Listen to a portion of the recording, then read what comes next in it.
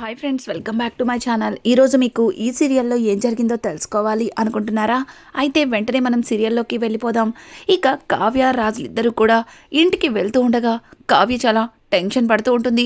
పక్కన ఉన్న రాజ్, ఏంటి కలవతి గారు అంత టెన్షన్ పడుతున్నారు అని అంటుంటే, మీరు కూడా టెన్షన్ పడుతున్నారా అని కావ్య అడుగుతుంది. అవును, నా మనసులో ఉన్న ప్రేమని మీకెట్లా చెప్పాలో అర్థం కాక నాలో నేనే టెన్షన్ పడుతున్నాను అని చెప్పి రాజ్ అనుకుంటూ ఉంటే, ఇక కావ్య ఏంటి అని రాజ్ని చిరాగ్గా అడుగుతుంది. ఇక రాజ్ అయితే, అదే కళావతి గారు, నేను టెన్షన్ పడుతున్నట్టే మీరు కూడా టెన్షన్ పడుతున్నారని అర్థమవుతుంది. అందుకే మీ టెన్షన్ పోవడానికి నేను మీతో కాసేపు సరదాగా బయటికి వెళ్ళాలని ఇలా బయటికి తీసుకొచ్చాను. కానీ ఇప్పుడు కూడా మీరు ఇలా టెన్షన్ పడితే ఎలా అండి అని అంటుంటే, నేనంటే రేవతి వదిన కోసం టెన్షన్ పడుతున్నాను, మరి మీరెందుకు టెన్షన్ పడుతున్నారు అని చెప్పి కావ్య అయితే రాజ్ని అడుగుతుంది. ఏంటి, రేవతి అక్క కోసమా? నిజంగా మీరు నా విషయంలోనే టెన్షన్ పడుతున్నారు అనుకున్నాను. నా మీద ఇష్టాన్ని చెప్పటం కోసం ఎలా చెప్పాలో అర్థం కాక మీలో మీరే సతమతం అవుతున్నారు అనుకున్నాను. ఏంటండి మీరు అని చిన్నగా తన మనసులో అనుకుంటాడు. కావ్య అయితే, ఈయనొకరు సందు దొరికిందంటే ఆయన మనసులో ఉన్న ప్రేమని నాకు చెప్పాలని ట్రై చేస్తాడు. ఈయన పెళ్ళాన్నే అని ఈయనకి గుర్తురాదు. ఈయన మనసులో ఉన్న ప్రేమ ఈయన బయట పెట్టరు అని చెప్పి కావ్య తన మనసులో అనుకుంటూ, సరే డ్రైవర్, ఇల్లొచ్చేసింది కదా, ఇక నన్ను డ్రాప్ చేసి ఇదిగో మీ సార్ని ఆ యామిని ఇంటికి తీసుకెళ్ళు అని చెప్పి కావ్య దిగిపోతుంటే, రాజ్, కళావతి గారు, ఈరోజు నేను ఇక్కడే ఉంటాను. ఎందుకంటే డెకరేషన్ చాలానే మిగిలింది, దాన్ని పూర్తి చేయాలి కదా. పైగా ఉదయాన్నే ఫంక్షన్కి అందరూ వచ్చేస్తారు. అందుకే ఈరోజు నేను ఇంటికి రానని ముందే యామినితో చెప్పేశాను అని చెప్పడంతో ఆ మాటలకి ఇక కావ్య, ఏంటి ఈరోజు మీరు ఇక్కడే ఉంటారా అని చెప్పి కావ్య ఆశ్చర్యంగా రాజ్ని అడుగుతుంది. ఇంకా రాజ్, ఏంటి కళావతి గారు, నేనిక్కడ ఉండడం మీకు ఇష్టం లేదా? నాకు బాగా తెలుసు, మీ అవసరానికి మాత్రం నన్ను ఉపయోగించుకుంటారు. కానీ నా వాళ్ళ కోసం ఏదైనా చేస్తానంటే మాత్రం ఇదిగో ఇట్లాగే అడ్డుపడతారు అని అంటుంటే, అయ్యో నేనేమన్నానండి, నేనేం అనలేదు కదా, ఇంత చిన్న విషయానికి అంతలా ఫీల్ అయిపోతున్నారు. సరే అయితే నైటు మొత్తం డెకరేషన్ పూర్తి చేయండి, నాకు బాగా నిద్ర వస్తుంది అని చెప్పి కావ్య అయితే ఇక లోపలికి వెళ్ళిపోతుంది. కావ్య అలా వెళ్ళిపోవడంతో రాజ్, రామ్, ఏంట్రా నువ్వు నీ మనసులో ఉన్న విషయాన్ని ఈ రోజున్న తనతో చెప్తావని అనుకుంటే, ఇప్పుడు కూడా తను తెల్లవార్లు నిద్రపోకుండా మొత్తం డెకరేషన్ పూర్తి చేయమంటుంది. తప్పదిక, కానీ అని చెప్పి తనలో తను మాట్లాడుకుంటూ ఉంటాడు. ఇక ఉదయాన్నే ఇల్లంతా అందంగా డెకరేట్ చేసి ఉంటుంది. ఇక కావ్య లోపల నుంచి బయటికి వచ్చేసరికి ఇంటిని చక్కగా డెకరేట్ చేసిన రాజ్ని చూస్తుంది.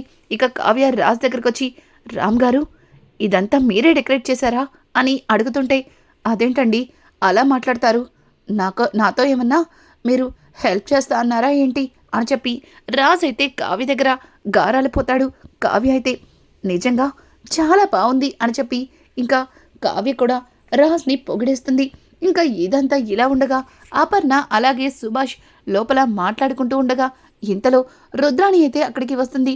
రుద్రాణిని చూసిన సుభాష్, రుద్రాణి, ఏంటి పొద్దున్నే ఇలా మా గదిలోకి వస్తున్నావు అని అంటుంటే, అదేం లేదన్నయ్య, వదినతో ఒక విషయం గురించి మాట్లాడాలని అని అంటుంటే, ఇక అపర్ణ, ఏంటి రుద్రాణి, నువ్వు ఈ మధ్య నాతో పర్సనల్గా కూడా మాట్లాడుతున్నావా అని అంటుంటే, పర్సనల్ ఏమీ కాదదినా, నువ్వు మొన్న డైమండ్ నెక్లెస్ చేయించుకున్నావు కదా, అది ఫంక్షన్లో పెట్టుకుందామని అడుగుతున్నాను, మళ్ళీ ఫంక్షన్ అయిపోగానే ఇచ్చేస్తాను అని చెప్పి ఇక రుద్రాణి అయితే అపర్ణతో అంటూ ఉంటే, అపర్ణ నవ్వుతూ, సరే ఇస్తానాగు అని చెప్పి ఇక అపర్ణ తన కబోర్డ్లో నుంచి డైమండ్ నెక్లెస్ని రుద్రాణికి ఇస్తుంది.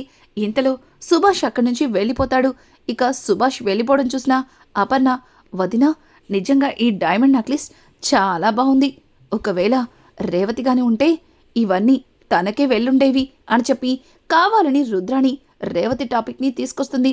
ఒక్కసారిగా అపర్ణ, రుద్రాణి, చూడు, నీకు నెక్లెస్ కావాలన్నావు, అది ఇచ్చేశాను, ఇక బయలుదేరు అని అంటుంటే, అది కాదొదినా, నిన్న కావ్య పదే పదే రేవతి రేవతి అంటుంటే నాకు మన రేవతినే గుర్తొచ్చింది.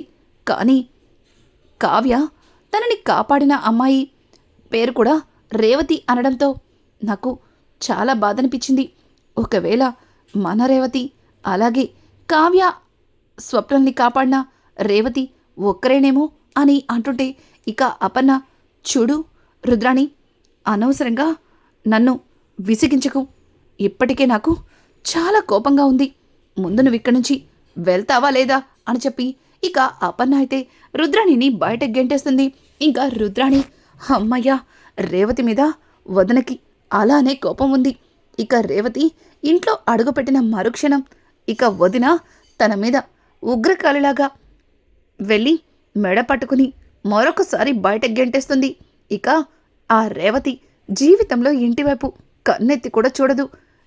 ఈ డైమండ్ నెక్లెస్ కూడా బాగానే ఉంది, దీన్ని ఇక శాశ్వతంగా మనమే ఉంచేసుకుందాం అని అనుకుంటూ అక్కడి నుంచి రుద్రాణి తన గదిలోకైతే వెళ్ళిపోతుంది. ఇక ఇది ఇలా ఉండగా కావ్య పదే పదే బయటికి చూస్తూ ఉంటుంది. ఇక రాజైతే కావ్య దగ్గరికి వచ్చి, కళావతి గారు, అంతా బాగానే ఉంది కదా, ఇంకా ఏదో మిగిలిపోయినట్టు ఎందుకంతలా కంగారు పడుతున్నారు అని అంటుంటే, నా కర్మ, మీకు నిన్నట్టుంచి చెప్తూనే ఉన్నాను, వదిన వస్తే ఇక్కడ అత్తయ్య గారు ఏమంటారా అని టెన్షన్ పడుతుంటే మీరేమో ఇంకొక విషయం గురించి మాట్లాడుతుంటారు. అసలు మిమ్మల్ని అని చెప్పి కావ్య రాజ్ వైపు కోపంగా చూస్తుంటే, రాజ్, సారీ కళావతి గారు, ఏదో మీ టెన్షన్ని దూరం చేయడానికి సరదాగా మాట్లాడాను, అంత మాత్రానే ఇంత కోపాన్ని చూపించాలా అని చెప్పి ఇక రాజ్ మాట్లాడుతూ ఉంటే ఇక ఇక్కడ చూస్తే స్వప్న అయితే తన కూతుర్ని అందంగా రెడీ చేస్తుంది. ఇంతలో రాహుల్ స్వప్న దగ్గరకు వచ్చి, స్వప్న, ఏది పాప ఎలా ఉంది అని చెప్పి ఇంకా తొంగి తొంగి చూస్తుంటే, చూడు, ఆ కళ్ళు రెండు పొడి చేస్తాను, నీ కళ్ళన్నీ పాపకేసే నగల మీదే ఉన్నాయి, నువ్వు పాపని చూడటానికి వచ్చినట్లేదు, పాపకేసే నగలని చూస్తున్నట్టుంది, అయినా నీకెన్నిసార్లు చెప్పినా బుద్ధి లేదా, చివరికి పాప నగల మీద కూడా నీ కళ్ళు పడ్డాయా అని చెప్పి ఇంకా స్వప్న అయితే రాహుల్తో అంటుంటే ఇంతలో రుద్రాణి కూడా అక్కడికి వస్తుంది. రుద్రాణి స్వప్న మాటలు విని, ఏంటి స్వప్న, రాహుల్ని అట్లా మాట్లాడుతున్నావు, ఎవరైనా కన్న కూతురు నగలు పట్టుకెళ్తారా అని అంటుంటే ఇక రాహుల్, అలా చెప్పు మమ్మీ, నేను నా కూతుర్ని చూసుకోవడానికి వస్తే కనీసం నా కూతుర్ని చూడనివ్వకుండా ఎట్లా మాట్లాడుతుందో చూడు స్వప్న అని అంటుంటే ఇక స్వప్న, కట్టుకున్న భార్య నగల్ని మరొక ఉంచుకున్న దానికి ఇవ్వచ్చు కానీ కూతురు నగలు తీసుకెళ్ళడని మీరే వీడికి సర్టిఫికేట్ ఇవ్వాలి అని చెప్పి ఇక స్వప్న అయితే వాళ్ళిద్దరినీ నెట్టుకుంటూ బయటికి వెళ్ళిపోతుంది. రే రాహుల్, నీ పెళ్ళాం ఇంతవరకు చాలా కూల్గా ఉంది, అనవసరంగా దాన్ని రెచ్చగొట్టావురా, అయినా నువ్విప్పుడు ఈ గదిలోకి ఎందుకు వచ్చావు అని అంటుంటే, ఏంటి మమ్మీ, నువ్వు కూడా అలాగే మాట్లాడుతున్నావు, నేను అని అంటుంటే, షటప్ రాహుల్, నువ్వు ఎందుకొచ్చావో నాకు తెలుసు, ఏం చూస్తున్నావో కూడా నేను అర్థం చేసుకోగలను, నేనేమీ అంత అమాయకురాల్ని కాదు, అయినా పాప నగల వైపు చూడ్డమేంట్రా, ఛీ అని అనుకుంటూ అక్కడి నుంచి రుద్రాణి వెళ్ళిపోతుంది. రాహుల్ అయితే ఇదంతా నాకు మామూలే అన్నట్టుగా దులిపేసుకుంటూ ఇక అక్కడి నుంచి బయటికి వచ్చేస్తాడు. ఇంతలో అందరూ కూడా చక్కగా రెడీ అయ్యి ఇక హాల్లోకి వస్తారు. అపర్ణ, అలాగే సుభాష్, ధాన్యలక్ష్మి, ప్రకాశం అందరూ కూడా ఇంకా బర్త్డే సెలబ్రేషన్స్ చాలా బాగున్నాయని, నాన్న రాజ్, ఈ సెలబ్రేషన్స్ చాలా చక్కగా చేశావని అంటూ ఉంటారు. ఇక ఇందిరాదేవి అయితే కావ్య దగ్గరకు వచ్చి, అమ్మ కావ్య, నువ్వు రేవతిని ఈ ఫంక్షన్కి పిలుస్తున్నాను అని చెప్పావు, మరి రేవతి వస్తే మీ అత్తగారు ఏం చేస్తుందో ఏంటో అని నాకు టెన్షన్గా ఉంది, పైగా రేవతి కూడా ఇంకా రాలేదు అని చెప్పి వీళ్ళు మాట్లాడుకుంటూ ఉండగా ఇదంతా దొంగచాటుగా విన్న రుద్రాణి, వస్తుందిలే, ఎందుకు కంగారు పడుతున్నారు, రాకపోతే తనకి మంచిది, వస్తే నాకు మంచిది అని అనుకుంటూ తెగ ఆనందపడిపోతుంది. ఇక పక్కన ఉన్న రాహుల్, మమ్మీ, మరీ ఎక్కువగా ఆనందపడకు, ఒకవేళ రేవతిని అత్తయ్య కూతురిగా యాక్సెప్ట్ చేసేస్తే తను చేసిన తప్పులన్నింటినీ క్షమించేసి మళ్ళీ వాళ్ళని ఇక్కడే ఉండమంటే తర్వాత మొదటికే మోసం వస్తుంది అని అంటుంటే, చూడు రాహుల్, నేనుండగా అట్లాంటిది ఏదీ జరగదు, జరగనివ్వను కూడా, ఆల్రెడీ వదినతో మాట్లాడాను, రేవతి పేరెత్తితేనే వదిన కోపంతో ఊగిపోతుంది. ఇక రేవతిని చూస్తే తను ఆవేశాన్ని తట్టుకోలేదు. మళ్ళీ రేవతిని నిర్దాక్షిణ్యంగా మెడపట్టుకుని బయటకు గెంటేస్తుందన్న నమ్మకం నాకు ఫుల్గా ఉంది అని చెప్పి ఇక రుద్రాణి అయితే రాహుల్తో మాట్లాడుతూ ఉంటుంది. ఇక ఇక్కడ చూస్తే రేవతి అలాగే తన భర్త మాట్లాడుకుంటూ ఇంకా రేవతి అయితే, ఏవండి, అమ్మ నన్ను ఫంక్షన్కి పిలుస్తుందని అస్సలు అనుకోలేదు. నాకు చాలా సంతోషంగా ఉంది. మళ్ళీ చాలా సంవత్సరాల తర్వాత నా కన్న వాళ్ళని అలాగే నా పుట్టింటి వాళ్ళని చూసే అవకాశం వచ్చింది అని చెప్పి రేవతి మాట్లాడుతూ ఉంటే తన భర్త, చూడు రేవతి, మనం మాత్రమే వెళ్తే ఏం బాగుంటుంది, మనతో పాటు బాబుని కూడా తీసుకెళ్ళి ఉండాల్సింది, అనవసరంగా వాణ్ణి స్కూల్లో డ్రాప్ చేయమన్నావు అని అంటుంటే ఇక రేవతి, ఏవండి, మా అమ్మ నన్ను సంతోషంగా ప్రేమగా పిలవలేదు. నేనెవరో తెలియక నాకు ఫోన్లో చెప్పారు. కానీ అమ్మ కోసం అక్కడికి వెళ్తున్నాను. వాళ్ళందరినీ చూడటం కోసం అక్కడికి వెళ్తున్నాను. ఒకవేళ అమ్మకి నా మీద కోపం తగ్గి నన్ను ప్రేమగా దగ్గరికి తీసుకుంటే ఆ మరుక్షణమే బాబుని కూడా తీసుకొచ్చి అమ్మకి పరిచయం చేద్దాం. ఒకవేళ అలా కాకుండా అమ్మ అలాగే అందరూ నా మీద కోపంగా ఉండి మళ్ళీ ఏమన్నా గొడవ చేస్తే వాడు చిన్నపిల్లాడు, వాడి పసి హృదయం బాధపడుతుంది. ఆ తర్వాత నా పుట్టింటి వాళ్ళ మీద నా కొడుకు ద్వేషాన్ని పెంచుకుంటాడు. అదంతా నాకు ఇష్టం లేదు. అందుకే బాబుని స్కూల్లో డ్రాప్ చేశాను అని చెప్పి ఇక రేవతి చెబుతూ ఉంటుంది. ఇంతలో రేవతికి రాజ్ నుంచి కాల్ అయితే వస్తుంది. ఏవండి, రాజ్ కాల్ చేస్తున్నాడండి అని అంటుంటే, అదే రేవతి, మనం ఇంకా ఫంక్షన్కి రాలేదని మీ తమ్ముడు కంగారు పడుతున్నాళ్లే అని ఇక రేవతి భర్త మాట్లాడతాడు. రేవతి ఫోన్ లిఫ్ట్ చేసి, తమ్ముడు అని అంటుంటే, ఏంటక్క, ఇక్కడ ఫంక్షన్ స్టార్ట్ అయిపోతుంది, అందరూ నీకోసమే ఎదురు చూస్తున్నాం, ఇంకా రాలేదేంటి అని అంటుంటే, ఇదిగో తమ్ముడు, ఇదిగో ఇప్పుడే బయలుదేరుతున్నాం అని చెప్పి ఇక రేవతి అలాగే తన భర్త ఆటో ఎక్కి ఇంకా దుగ్గిరాల వాళ్ళ ఇంటికైతే బయలుదేరతారు.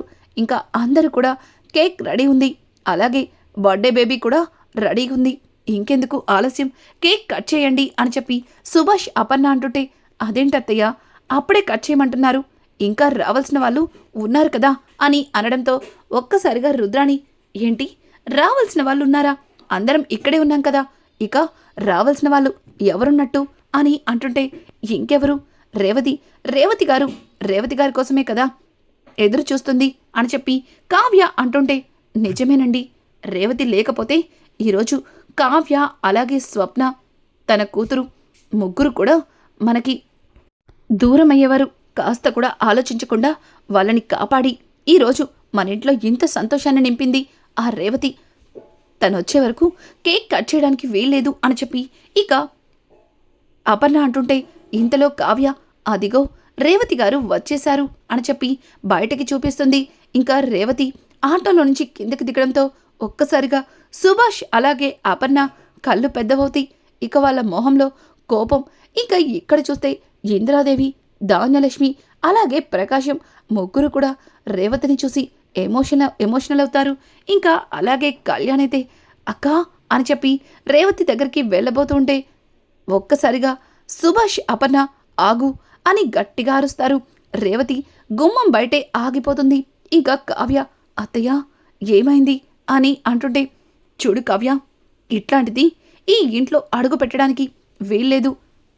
మనల్ని, మన కుటుంబాన్ని వద్దనుకుని వెళ్ళిపోయిన వాళ్ళు మళ్ళీ ఎందుకొచ్చినట్టు అని అంటుంటే ఇక కావ్య, అత్తయ్య మీరేం చెప్తున్నారో నాకు అర్థం కావట్లేదు, కానీ తను లేకపోతే ఈరోజు ఇంత సంతోషాన్ని దూరం అయ్యే వాళ్ళమని ఇందాకే చెప్పారు కదా, నన్ను అక్కని కాపాడింది రేవతి గారే అత్తయ్య అని అంటుంటే ఇక రేవతి కూడా చాలా బాధగా అపర్ణ వైపు చూస్తుంటే, అపర్ణ, ఓ అయితే ఈ ఇంటికి రావడానికి, ఈ కుటుంబంలో వాళ్ళతో పరిచయం చేసుకోవడానికి మళ్ళీ నాటకాల్ని మొదలు పెట్టావన్నమాట.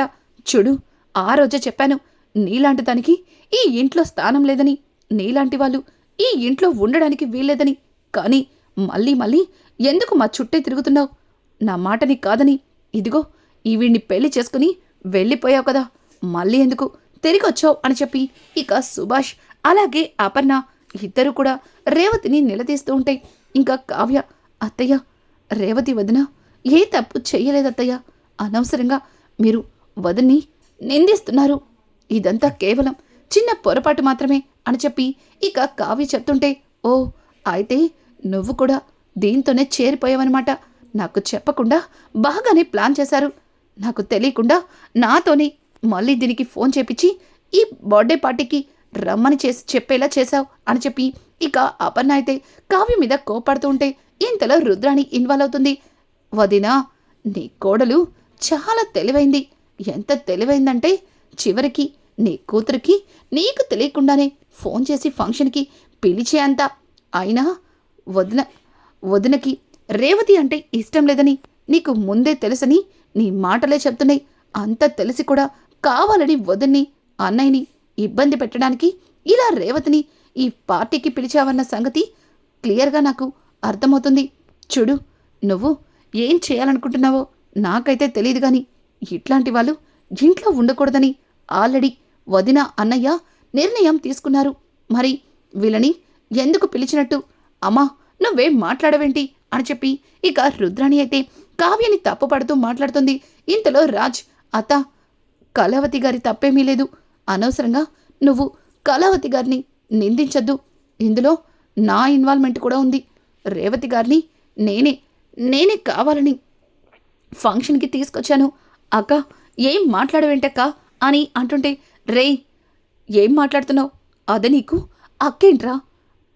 మమ్మల్ని మన కుటుంబాన్ని వద్దనుకొని వెళ్ళిపోయిన వాళ్ళతో ఈ వరుసలేంట్రా అని చెప్పి సుభాష్ గట్టిగా అరుస్తుంటే ఇక రాజ్, చూడండి, నేనే ఎవరో తెలియకుండా నన్ను మీ కన్న కొడుగ్గా మీ ఇంట్లో వాళ్ళు నన్ను చాలా ప్రేమగా చూసుకున్నారు. కానీ మీ కన్న కూతుర్ని ఏదో చిన్న పొరపాటు చేసిందని ఇలా దూరం పెట్టి తనని బాధపెట్టి మీరు కూడా బాధపడుతున్నారు. ఇదంతా ఎందుకమ్మా? నా మాట విని రేవతక్కని క్షమించేయండి. ఎప్పట్లాగే అందరం సంతోషంగా ఉండొచ్చు. పైగా రేవతక్క భర్త చాలా మంచివాడు. అక్కని ఏ ఇబ్బంది లేకుండా చాలా బాగా చూసుకుంటున్నాడు అని చెప్పి రాజైతే ఇక అపర్ణని తన మాటలతో కన్విన్స్ చేస్తాడు. కానీ రుద్రాణి మాత్రం కావాలని కావ్యని లేనిపోని మాటలు వేస్తూ కావ్యని నిందిస్తుంది. ఇంకా రేవతి అయితే, అత్త అని అంటుంటే, నోరు ముయ్యవే, ఎవరే నీకు అత్త? వీణ్ణి పెళ్లి చేసుకుని ఇంట్లో నుంచి వెళ్ళిపోయినప్పుడే నీకు ఇంటికి ఉన్న బంధం తెగిపోయింది. ఇప్పుడు నువ్వు మళ్ళీ తిరిగొచ్చావంటే ఖచ్చితంగా ఈ ఆస్తి కోసమే వచ్చుంటావు. పైగా నీ అంతటి నువ్వు రాలేవు కాబట్టి కావాలని కావ్యని అలాగే స్వప్నని కాపాడినట్టు మరొక కొత్త నాటకాన్ని మొదలుపెట్టావు. ఇంకా అర్థం కాలేదా? నోరు మూసుకొని వెళ్ళిక్కడి నుంచి. అసలే వదనకి హెల్త్ కూడా బాలేదు అని చెప్పి ఇక రుద్రాణి అయితే రేవతిని పట్టుకుని బరబరా తీసుకెళ్తుంటే ఇంకా అపర్ణ, రుద్రాణి అని గట్టిగా అరవడంతో ఒక్కసారిగా రుద్రాణి, అయ్ బాబోయ్, ఏంటి వదిన మనసు మార్చుకుందా? నిజంగా ఇప్పుడు రేవతిని క్షమించేస్తుందా అని చెప్పి ఇంకా ఒక్కసారిగా కంగారు పడుతూ ఉంటే ఇంకా అపర్ణ ముందుకొచ్చి రేవతి వైపు అలాగే తన భర్త వైపు చూస్తుంది. రానున్న ఎపిసోడ్స్లో రేవతిని క్షమించి ఇక అపర్ణ హక్కును చేర్చుకుంటుంది. అలాగే కుటుంబ సభ్యులందరూ కూడా రేవతి విషయంలో చాలా సంతోషపడే ఎపిసోడ్ ముందుగా మీకు కావాలి అనుకుంటే మా ఛానల్ని సబ్స్క్రైబ్ చేసుకోవడం మాత్రం మర్చిపోకండి. Thanks for watching.